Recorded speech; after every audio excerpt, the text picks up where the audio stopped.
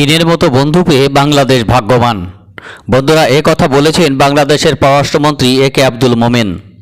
চীনের রাষ্ট্রীয় বার্তা সংস্থা সিনহুয়াকে দেয়া এক একান্ত সাক্ষাৎকারে তিনি এই মন্তব্য করেছেন। বন্ধুরা, এ ব্যাপারে আমি একটু বিস্তারিত আলোচনা করার চেষ্টা করব। তবে তার আগে একটু বলে নিতে চাই, তিনি মূলত বুঝিয়েছেন করোনাকালীন সময়ে চীনের তরফ থেকে বাংলাদেশকে সাহায্য দেওয়ার ব্যাপারটি। বন্ধুরা, চীনের সাথে ত্রিপক্ষীয় একটি চুক্তি স্বাক্ষরিত হয়েছে বাংলাদেশে ভ্যাকসিন উৎপাদনের জন্য। অতি সম্প্রতি চীন এবং বাংলাদেশের কূটনৈতিক সম্পর্কের 70 বছর পালিত হয়েছে, আর এ ব্যাপারে চীন অত্যন্ত গর্বিত বলে মন্তব্য করেছে। বন্ধুরা, বাংলাদেশ এবং চীনের মধ্যে প্রথাগত সম্পর্কটি আরও উচ্চতর পর্যায়ে চলে যায় চীনের প্রেসিডেন্ট শি জিনপিংয়ের বাংলাদেশ সফরের পর। এরপর থেকে একে একে বাংলাদেশে চীনের বিনিয়োগ মাথাঝাড়া দিয়ে উঠতে থাকে। বন্ধুরা, এই প্রেক্ষাপটে আমাদের দাদাদের মন্তব্য কী? আমাদের পররাষ্ট্রমন্ত্রীর চীন বাংলাদেশ সম্পর্ক নিয়ে এই ধরনের মন্তব্যের পর দাদাদের মনোভাব কী, এ ব্যাপারে আপনারা অনেকেই জানার জন্য অধীর আগ্রহে অপেক্ষা করছেন। সরাসরি না বলা হলেও বাস্তবিক পক্ষে চীনের সাথে বাংলাদেশের সম্পর্ক সাম্প্রতিক সময়ে সর্বোচ্চ পর্যায়ে পৌঁছেছে। অন্যদিকে ভারতের সাথে বাংলাদেশের সম্পর্ক অনেকটা শীতল হয়ে পড়েছে।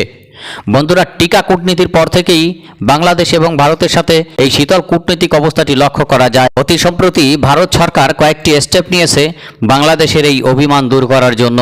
তবে ভারত সরকার পদে পদে যে বাংলাদেশকে প্রতারিত করে সেটি বাংলাদেশ সরকার স্পষ্ট বুঝে যাওয়ার পরে এখন আর তাদের ওই সকল ছেলে বেলানো গল্পে তারা ভুলছে না।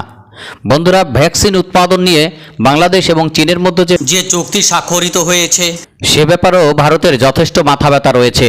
আর ভারত শুরু থেকে এটিকে কিভাবে বানচাল করা যায় সেই চেষ্টা করে আসছিল, কিন্তু শেষ পর্যন্ত এটিতে ব্যর্থ হয়ে ভারত এখন অন্য পন্থা অবলম্বন করেছে।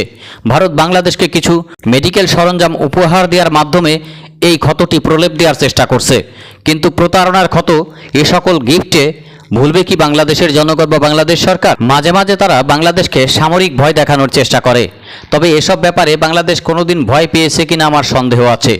কারণ এতদিন পর্যন্ত যতগুলো সীমান্ত যুদ্ধ হয়েছে প্রত্যেকটাতেই নির্মমভাবে পরাজিত হয়েছে ভারত, এবং তারা তাদের সৈন্য হারিয়েছে। ভবিষ্যতে যদি বাংলাদেশের সামরিক প্রেক্ষাপটে এমন ধরনের পরিস্থিতি উদ্ভব হয় যে ভারত বাংলাদেশে ট্রুপস প্রেরণ করতে চায়, সেক্ষেত্রে হয়তো তাদের সামনে একটি শিক্ষা অপেক্ষা করবে। বন্ধুরা, ভারতের কোনো পরিকল্পনা মনে হয় এই ধরনের নেই যে তারা বাংলাদেশে কোনোদিন সামরিক অভিযান পরিচালনা করবে, কারণ ভারত ভালো করেই তাদের দুর্বলতা জানে। আমাদের অনেক ভাইরা বলে থাকেন ভারত বাংলাদেশ দখল করবে। বন্ধুরা, এটি একটি নিছক চিন্তা এবং হাস্যকর যুক্তি ছাড়া আর কিছুই নয়। তবে ভারতের কিছু বিষয় রয়েছে, তারা বাইরে থেকে বাংলাদেশকে অস্থিতিশীল করার চেষ্টা করবে যদি চীনের সাথে বাংলাদেশের সম্পর্ক সামরিক, অর্থনৈতিক এবং কূটনৈতিকভাবে আরও অগ্রসর হয়। বর্তমানে চীনের সাথে বাংলাদেশের সম্পর্ক ধাই ধাই করে অগ্রসর হচ্ছে, সেটি অর্থনীতি বলেন, সামরিক বলেন বা কূটনীতি বলেন। এক্ষেত্রে বাংলাদেশ একটি ব্যালেন্সিং অবস্থা গ্রহণ করছে। বাংলাদেশ তুরস্কের সাথে সামরিক সম্পর্ক বৃদ্ধির মাধ্যমে চীনকে ডিটারেন্স করার চিন্তাভাবনা করছে। কোনো দেশকেই বাংলাদেশ তার নিজের উপরে সামরিক, অর্থনৈতিক এবং কূটনৈতিক প্রভাব বিস্তার করতে দিবে না, সেটি চীন, রাশিয়া, ভারত, তুরস্ক যেই হোক না কেন। এ ব্যাপারে সে একটি সাম্যক সম্পর্ক রেখে চলার চেষ্টা করবে। তার মধ্যে রয়েছে আমেরিকা, ইউরোপীয় ইউনিয়ন, তুরস্ক, মধ্যপ্রাচ্য থেকে শুরু করে চীন, রাশিয়া এবং ভারত। আর এক্ষেত্রে ভারত মাঝে মাঝে অ্যাগ্রেসিভ ভূমিকা নিয়ে থাকে তার সমরাস্ত্র, কূটনীতি এবং অর্থনীতির ক্ষেত্রে। বন্ধুরা, ভারত চেষ্টা করে বাংলাদেশ কোনোভাবেই যেন সামরিকভাবে চীনের সাথে না অগ্রসর হয়, কিন্তু এটি বর্তমানে কোনোভাবেই সম্ভব নয়, কারণ চীনের সাথে বাংলাদেশের রয়েছে গভীর এক সামরিক সম্পর্ক। আর একদিনের ব্যবধানে এখান থেকে বের হয়ে আসা বাংলাদেশের পক্ষে কোনোভাবেই সম্ভব নয়। বাংলাদেশ চীনের বিকল্প হিসেবে বর্তমানে ইউরোপ, আমেরিকা এবং তুরস্কের দিকে ধাবিত হয়েছে, যেন চীন বাংলাদেশের উপরে সামরিক, অর্থনৈতিক এবং কূটনৈতিক প্রভাব একচ্ছত্রভাবে প্রয়োগ করতে না পারে। বাংলাদেশের স্বার্থ অনুযায়ী চীনের সাথে সম্পর্ক রক্ষা করবে বাংলাদেশ। আর এটি নিয়ে ভারতের বড় রকমের চুলকানি রয়েছে, আর সেই চুলকানি থেকে ভারত বিভিন্ন সময় বাংলাদেশের সাথে বিভিন্ন ধরনের ব্যবহার করার চেষ্টা করে, বাংলাদেশকে ব্ল্যাকমেইল করার চেষ্টা করে। তাদের হাতে কিছু বিষয় রয়েছে, এগুলো সমাধান হয়ে গেলে তারা আর কোনোদিন বাংলাদেশকে ব্ল্যাকমেইল করতে পারবে না।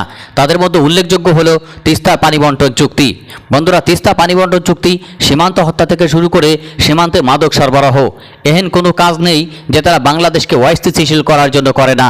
বন্ধুরা, সাম্প্রতিক সময়ে বিজেপির রাজ্য সভাপতি অর্থাৎ পশ্চিমবঙ্গের বিজেপির রাজ্য সভাপতি দিলীপ ঘোষ এক মন্তব্য করেছেন। তিনি বলেছেন বাংলাদেশ ভারতের অংশ। আর এটি বলার পরের সপ্তাহেই বাংলাদেশের পররাষ্ট্রমন্ত্রী একে আব্দুল মোমেন বললেন যে চীনের মতো বন্ধু পেয়ে আমরা ভাগ্যবান। বন্ধুরা, দুটি কথাকে যদি আপনি দুপাশে রাখেন তাহলে কি বুঝবেন? একটি থেকে দূরে সরে যাওয়া, অন্যটির দিকে ধাবিত হওয়া। বন্ধুরা, আমি আগেই বলেছিলাম ভারত সরকার হয়তো কেন্দ্রীয় পর্যায় থেকে এই সকল গোমূত্র পানকারী রাজনীতিবিদদের বাধা দিচ্ছে কিনা আমার জানা নেই, তবে এটি করা উচিত। যদি ভারত সরকারের সদিচ্ছা থাকে বাংলাদেশের সাথে সম্পর্ক আরও সামনের দিকে এগিয়ে নিয়ে যাওয়ার জন্য, তাহলে এই সকল মন্তব্য বড় বাধা। কারণ এই সকল মন্তব্যের মাধ্যমে বাংলাদেশের সার্বভৌমত্বকে অস্বীকার করা হয়, বাংলাদেশের স্বাধীনতাকে অস্বীকার করা হয়। বন্ধুরা, যে নেতা বা যে দেশ আমার সার্বভৌমত্ব এবং স্বাধীনতাকে অস্বীকার করবে তাদের সাথে সম্পর্ক কিভাবে হয়? একটা ব্যাপারে আপনারা তাদের মার্সি করতে পারেন, কারণ গোমূত্র পান করলে মাথা ঠিক থাকার কথা নয়। এটি হচ্ছে একটি নাইট্রোজেন ঘটিত বর্জ্য পদার্থ। এই নাইট্রোজেন বা অ্যামোনিয়া ঘটিত বর্জ্য পদার্থ যদি আপনি পান করেন তাহলে আপনার কিডনি থেকে শুরু করে ব্রেনও ট্রমা দেখা দিতে পারে। কথায় আছে মূর্খতা হলো অভিশাপ। এই মূর্খতা নিয়ে যারা রাষ্ট্র পরিচালনা করে সেই মূর্খতার অভিশাপ সমগ্র দেশের জনগণের উপরে। উত্তরপ্রদেশের মুখ্যমন্ত্রী যোগী আদিত্যনাথ ঘোষণা দিয়েছিলেন যে তিনি নাইট্রোজেন থেকে অক্সিজেন উৎপাদন করবেন এবং এ ব্যাপারে তিনি সংশ্লিষ্ট হাসপাতালে ফোন দিয়েছিলেন যে আপনারা কেন নাইট্রোজেন থেকে অক্সিজেন উৎপাদন করছেন না। বন্ধুরা, যারা কেমিস্ট্রি সম্পর্কে ন্যূনতম ধারণা রাখেন এই গর্ধপের কথায় আপনারা অবশ্যই বুঝবেন, হয়তো 3 মিনিট হাসবেন। বন্ধুরা, হেসে নিন, তারপরে আমি আমার ভিডিওটি শুরু করার চেষ্টা করছি। এটি হলো বিজেপি এবং তার রাষ্ট্র পরিচালনার ধরন, এবং এর মাধ্যমে একটু প্রমাণ করার চেষ্টা করলাম তারা কোন ধরনের বুদ্ধিমানদের রাষ্ট্র পরিচালনার কাজে বসিয়েছে। যে কোনো জীবের মূত্র সম্পর্কে আপনাদের স্পষ্ট ধারণা আছে, এটি নতুন করে আমি বলতে চাই না। তবে একটা বিষয় আপনাদের সামনে আনছি, বিজেপির যে সকল শীর্ষস্থানীয় নেতা এবং নেত্রী রয়েছে তার অধিকাংশ বা 95%ই এই গোমূত্র পানকারী দলের সদস্য। তারা বলে থাকে গোমূত্রতে নাকি সোনা থাকে। তারা আরও বলে এই গোমূত্র পান করলে করোনা ভাইরাসের মতো ব্যাধি থেকে মুক্তি পাওয়া যায়। ভারতে যোগগুরু রামদেবের একটি কোম্পানি রয়েছে। এই কোম্পানিটির নাম হচ্ছে পতঞ্জলি। পতঞ্জলিতে যত ধরনের প্রোডাক্ট রয়েছে সবগুলোতেই গরুর গোবর এবং মূত্র মিশ্রিত করা। আর বর্তমানে এই পতঞ্জলি কোম্পানির টার্নওভার হচ্ছে 10 থেকে 15,000 কোটি রুপি। বন্ধুরা, বর্তমান বিজেপি সরকারের ছত্রছায়ায় এই যোগগুরু রামদেব তার কোম্পানিকে গরুর মূত্র আর গোবর দিয়ে এই পর্যন্ত নিয়ে এসেছেন। তাহলে বুঝতে পারছেন ভারতের মানুষের জ্ঞানের পরিধি কতটা সীমিত। ওদের দেশ নিয়ে ওরা যা ইচ্ছে তাই করতে পারে, সেটি নিয়ে আমাদের কোনো মাথা ব্যথা নেই, কিন্তু আমাদের দেশকে ওদের মানচিত্রে অন্তর্ভুক্ত করে দেখাবে এই সাহস অত্যন্ত বড় ধরনের। তাই বাংলাদেশের পররাষ্ট্রমন্ত্রী একে আব্দুল মোমেন তাদের এই উল্টাপাল্টা কথাবার্তা এবং কাজকর্মের বিরুদ্ধে মাঝে মাঝেই অত্যন্ত কঠিন ধরনের উক্তি করেছেন। বন্ধুরা, দিলীপ ঘোষের ওই উক্তির 1 সপ্তাহ পরেই বাংলাদেশের পররাষ্ট্রমন্ত্রী এই উক্তি করলেন যে চীনের মতো বন্ধু পেয়ে আমরা ভাগ্যবান। আসলেই কি তাই? এই ব্যাপারগুলো এখন একটু জানার চেষ্টা করি। বন্ধুরা, বিশ্বের পররাষ্ট্র নীতিগুলো আবর্তিত হয় দেশের নিজস্ব স্বার্থ অনুযায়ী, অর্থাৎ যে দেশই অন্য দেশের সাথে চুক্তি করবে না কেন নিজের দেশের স্বার্থ রক্ষা করার বড় মন্ত্র হলো প্রত্যেকটি দেশের কূটনীতিকদের, অর্থাৎ আগে নিজের দেশের স্বার্থ রক্ষা করো, তারপরে অন্য দেশের স্বার্থ দেখো। এটি প্রত্যেকটি দেশের কূটনীতির মূল মন্ত্র। এক্ষেত্রে প্রত্যেকটি দেশই এবং প্রত্যেকটি দেশের কূটনীতিকগণই যার যার স্থানে স্বচ্ছ এবং সৎ। সেক্ষেত্রে বাংলাদেশ এবং চীনের মধ্যে যে সকল চুক্তি স্বাক্ষরিত হয়েছে বাংলাদেশের কূটনীতিকগণও হয়তো এই মূল মন্ত্রে দীক্ষিত ছিল। বন্ধুরা, বাংলাদেশ বর্তমানে করোনা পরিস্থিতি নিয়ে এক ভয়াবহ অবস্থা সময় পার করছে, কিন্তু ভারত ইচ্ছা করে একেবারে সুন্দর করে বাংলাদেশকে এই বাসটি দিয়ে দিয়েছে, আর তারপরই খেপেছে বাংলাদেশ। বন্ধুরা, বাংলাদেশ যখন চীনের দিকে ধাবিত হয় ভারত সামরিক এবং অর্থনৈতিক হুমকি মাঝে মাঝে প্রদান করে, তবে তাদের এটি বোঝা উচিত ভারতের যে সামরিক শক্তি এটি দিয়ে তারা কাশ্মীর এবং তাদের 7 সিস্টারকেই মানাতে পারে না, বাংলাদেশকে কিভাবে মানাবে? আর এই সকল রক্তচক্ষু অনেক আগে থেকেই বাংলাদেশ দেখে আসছে। সুতরাং এগুলো রক্তচক্ষু প্রদর্শন না করে তাদের উচিত পাকিস্তান এবং চায়না সীমান্ত ঠিক রাখা। চীন ইতিমধ্যে তাদের 1000 বর্গ কিলোমিটার এরিয়া দখল করে নিয়ে গেছে, তারা কিছুই ছিঁড়তে পারেনি। সুতরাং তাদের এই প্রেক্ষাপটগুলো বোঝা উচিত যে বাংলাদেশের সাথে সম্পর্কটি তারা কিভাবে মেরামত করবে। জরমে গরমে নয়, বাংলাদেশের সাথে সম্পর্ক মেরামত করতে হলে বন্ধুত্বের হাত বাড়িয়ে দিয়ে সঠিকভাবে বাংলাদেশের মানুষের পালসটি বুঝতে হবে। আর এক্ষেত্রে বাংলাদেশ হয়তো ভবিষ্যতে ভারতকে টার্গেট করেও তার সামরিক শক্তি সাজাতে পারে, ইতিমধ্যে শুরু হয়ে গিয়েছে। এ ব্যাপারেও দাদাদের বড় রকমের মাথা ব্যথা রয়েছে।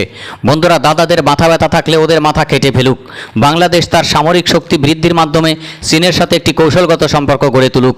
বন্ধুরা, ভূকৌশলগত অবস্থানের কারণেই চীনের সাথে বাংলাদেশের বড় রকমের সম্পর্ক দরকার। আর এক্ষেত্রে বাংলাদেশ তার সার্বভৌম নিরাপত্তা নিয়ে যেন ভবিষ্যতে শঙ্কিত না হয়, এ ব্যাপারেও চীন স্পষ্ট মন্তব্য করেছে। অর্থাৎ চীন বলেছে দক্ষিণ এশিয়াতে বাংলাদেশের সার্বভৌম নিরাপত্তা ঠিক রাখার জন্য তারা বাংলাদেশের সাথে কাজ করবে। বন্ধুরা, আজকের মতো ভিডিওটি এখানেই শেষ করার প্রয়াস পাচ্ছি। আশা করি ভবিষ্যতে আবারও দেখা হবে অন্য কোনো দুর্দান্ত ভিডিও নিয়ে। আর প্রথমবারের মতো যারা মহিউদ্দিন ব্লগ চ্যানেলটির সাথে রয়েছেন, এই ধরনের ভিডিও নিয়মিত পেতে চাইলে অবশ্যই মহিউদ্দিন ব্লগ চ্যানেলটি এখনই সাবস্ক্রাইব করে পাশে থাকা বেল আইকনটি চেপে দেবেন। তাহলে আমি যখনই এই ধরনের বিশ্লেষণমূলক ভিডিও আপনাদের উদ্দেশ্যে সাবমিট করব, আপনারা রিমাইন্ডার পেয়ে যাবেন। ধন্যবাদ সকলকে ভিডিওটি শেষ পর্যন্ত দেখার জন্য। আল্লাহ হাফেজ।